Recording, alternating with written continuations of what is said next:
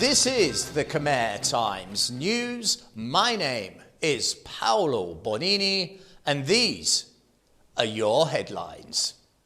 Dengue fever runs rampant globally. A video blogger claims he was almost kidnapped and sold into slavery whilst in Siem Reap. And Thailand clarifies requirements to travel within its borders. But first, we start with a special report on the Ukraine. It has been a while since we have looked at the war, and that is quite simply due to the fighting now reaching a stalemate in many areas. And this is due to the severe winter temperatures. In the Ukraine, the temperatures have plummeted to -20 degrees. But do not think for one moment that the fighting has slowed down or even stopped. In fact, the opposite is true. It has become a vicious war that is now centered around the town of Bakhmut, a savage battle that is comparable to those of the trenches in World War I. Allow me to show you where Bakhmut is. This is the whole of the Ukrainian battlefield. We can see the Russian troops running north to southwest. In this next slide, we see the concentration of the attack, which is to the east of Luhansk. But it is only when we switch to a satellite image, we see Bakhmut itself and how very badly the Russians are doing in capturing this town. The red shaded area shows Russian-held territory on the right of your screen. And what we see absolutely clearly is the town itself is still wholly under the control of the Ukrainian army. But Russia says they have claimed one small victory, and that is the town of Solina. You can see it on your screen now. It looks like quite a pleasant sort of place. Lots of trees, small houses, and some farms. Well, that was the old Solina. After the Russians have been victorious there, we must look at the most recent satellite images. And this is what we see. A town completely destroyed, vacant of all life. Not even a single tree still stands. And this is the Russian way of war. It has been the same since World War II. They completely level cities. And that is their aim, yet again, with Bakhmut. Now, to give you an idea as to how badly the Russians are performing, you must remember that they are supposed to be the second most powerful army in the world. But yet again, they are being held by the Ukrainians. For month after month, they have battered the town of Bakhmut with all they have and are turning it into yet another pile of rubble. The assault is being led by the Wagner Group, a private army owned by an oligarch known as Putin's chef, who went all in to prove to Putin that it was he that could break the Ukrainians and deliver a much-needed victory. In fact, what he has created is a meat grinder that is chewing up Russian men and sending thousands of body bags back across the border. So why is it that the Russians are there? What is so important about Bakhmut? Why are they levelling this city to dust? Well, the truth is, there is nothing important about this town. It holds absolutely no strategic importance whatsoever. This Russian assault is spearheaded by the Wagner Group, which was to produce a decisive victory and therefore a much-needed boost to morale. But in trying to do so, it has failed miserably. And one considers that this war has now claimed over 100,000 Russian lives, and it's been going on for 300 days. And during those 300 plus days, Russia has failed in every single one of their objectives.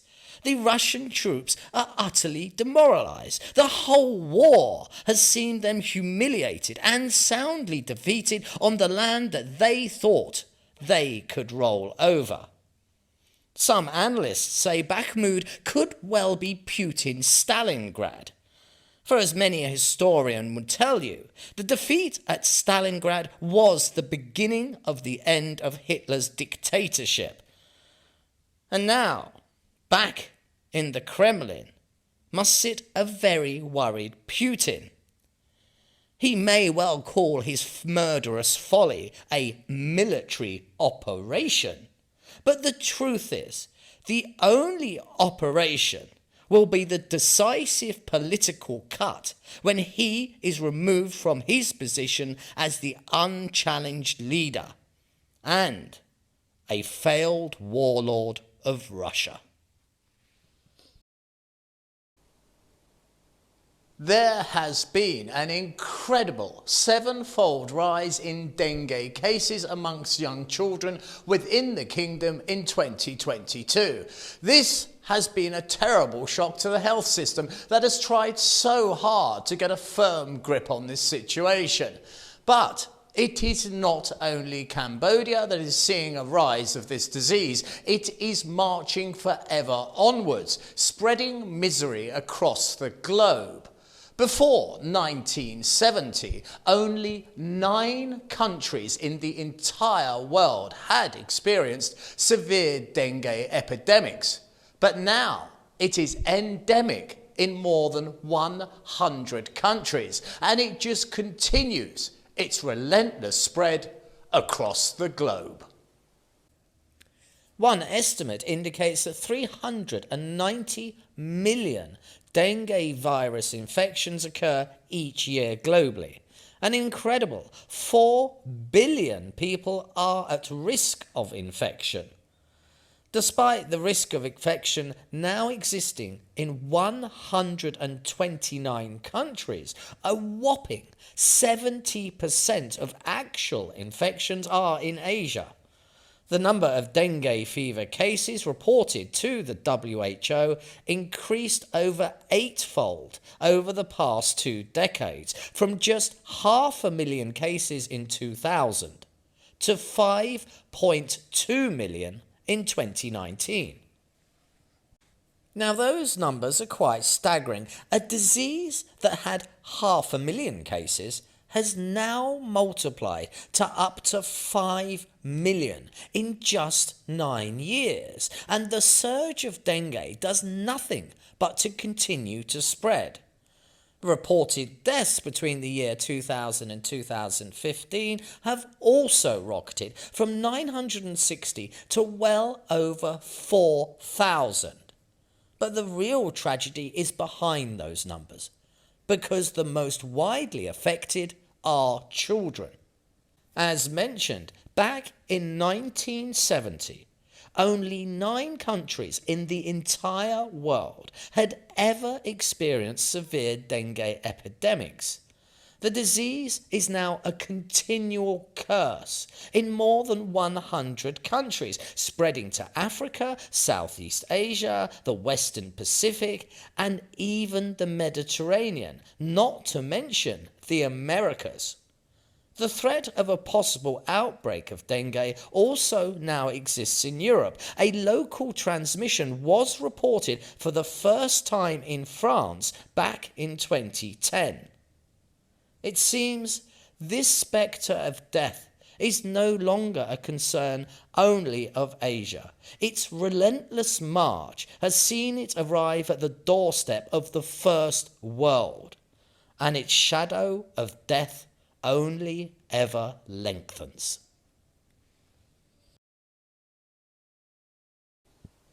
There has been some confusion over new COVID-19 entry requirements for Thailand, as Thailand has now done a complete U-turn and cancelled its recent COVID rules for all incoming air passengers. It had announced that vaccination certificates would be required on entry, but then it cancelled that statement with immediate effect. But not all had been informed, including staff of some airlines, who had not been told of the abrupt cancellation. And this went on to cause chaos for some travellers. The Thai government has a new policy for all travellers. Instead of implementing health measures against arrivals from China only, where it is said the virus is raging out of control, Thailand has said that all arrivals, except for Thai nationals, would need to prove they have been fully vaccinated to avoid any discrimination. However, after welcoming Chinese tourists at Phnom Penh Airport this week, the Thai Minister of Public Health told reporters that Thailand would immediately cancel any vaccination requirements. In his statement, he said, "Most people in Thailand and all countries of the world are vaccinated against COVID-19. Having to prove it with documentation is inconvenient and unnecessary." Problems had started arising at check-in desks around the world because although Thailand has cancelled the requirement, airlines had not been informed, and that caused an awful lot of confusion. Saying that, though, health insurance that covers up to at least $10,000 for C-19 treatment is still required for passengers that are from countries that require a test prior to their return journey. And COVID itself is such a thorny subject now. The more that one implements safety measures, the more restrictions are being made on trade and on cash flows between nations. China itself has suffered a surge in cases since its zero policy has ended. And it seems now that the only way forward is to concede that herd immunity must be the ultimate goal. Personally, I love stories like this one. They amplify why you should treat all your news with caution and should question not only the message but also the source. For if you believed one tourist who visited Siem Reap and posted a video this week, you would believe he was almost a victim of human trafficking. But the only thing he is a victim of is his own self-importance and his idiotic thirst for clicks on YouTube. The American YouTuber claims that he was almost trafficked in Siem Reap last month, although his experience seems to have been more a case of being overcharged for a tuk-tuk fare. Mr. Lusby, a man who has all the courage of a baby owl who suffers from a nervous disorder, says that he had hailed the tuk-tuk to take him back to his hotel. He then claims that not only was he overcharged, but in addition the tuk-tuk driver made sexually suggestive gestures and drove them down a dark road, where he reportedly offered the traveller ladies and substances. Now, for some reason, this encounter down a dark street one night left Mr. Lusby feeling that he would soon be hauled onto a galley and sold as a slave. Well, I think the best answer to this is you have a look at the footage for yourself, and you decide. Where is the scary elephant and where is the human trafficking? Are we even going the right way? He was taking us on a really weird route to our hotel, even completely missing some turns, which was making me feel very uneasy. I have a story for when we arrive at the hotel, guys. Trust me. Can't get up fast enough. And then once we arrived to our hotel, he completely tried to scam us. So $5 for 2 people. 2 people and 40,000. 40,000, 2 people. 40,000. $10 for 2 people. Yeah, 2 people. For that distance. Yeah. I don't often come back on camera after a story. I only ever do it for late-breaking updates. But this time I have, just for Mr. Lusby. For it seems Mr. Lusby is a bit of a nincompoop for his outrageous claim that blackened Siem Reap's good name. Yes, he was overcharged, but trafficked? Well, that is absurd, and it is that makes him a nincompoop. But let us be clear here, as Mr. Lusby's command of the English language is a little fragile. And again, I will refer us back to the Oxford English Dictionary, and what we find is that nincompoop is a noun from the 16th century for a foolish or silly person. It may be attached to such words as dunderhead, fool, nitwit, hammerhead, putz, twit, and buffoon. The choice is all yours, Mr. Lusby. In business news, we see that exports from the kingdom to the United States are up a full 20%, but they did decline 18% to China in 2022.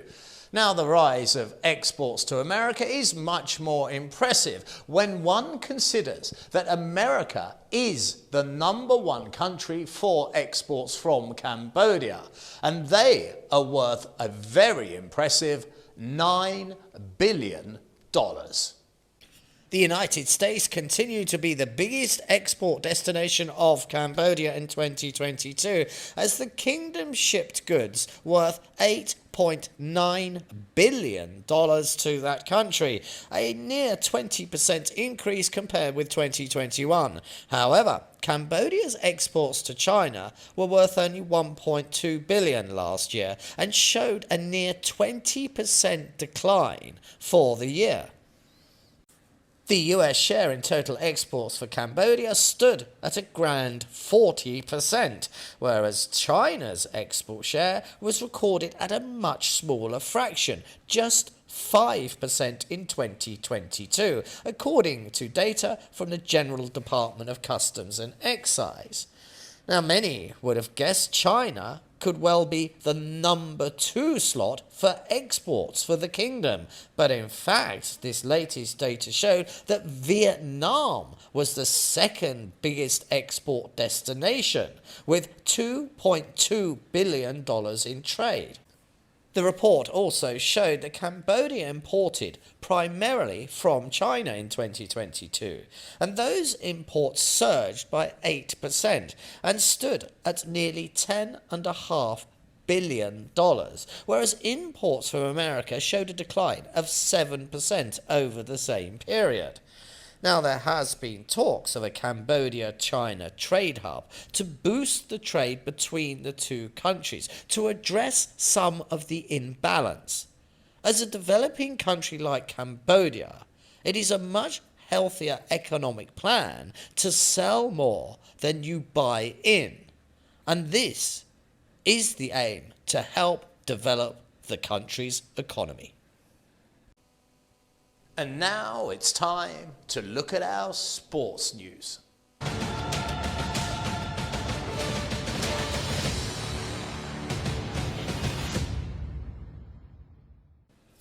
A short, sharp look at the Premiership results, as we ran rather long with our special report on the Ukraine. And what we see is Man U beat Man City. They'll absolutely love that one. Great crowd at home, I'd imagine, and beating their closest rivals.